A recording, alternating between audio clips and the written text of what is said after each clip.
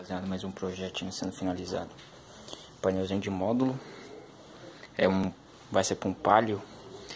A gente vai estar usando um 1600 para 2 médio graves, uma TS 800 para 2 jarrão e para 2 Twitter, essa SD 8000 para tocar 2 de 15, uma fonte para alimentação 120 e uma PX 2, né? Assim ficou o painel. Vou finalizar a fiação dele.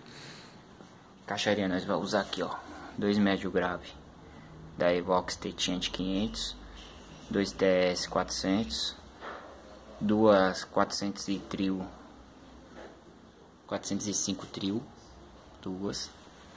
E a caixa do grave tá aqui assim, tá esperando secar o verniz. Vai ser 2 de 1100. O módulo vai ser pouco, né? Mas o cliente disse que vai trocar. Caixa ela tá com 60, com 25 de duto, né? O cliente quer um grave mais alongado, né? Aí foi feita a caixa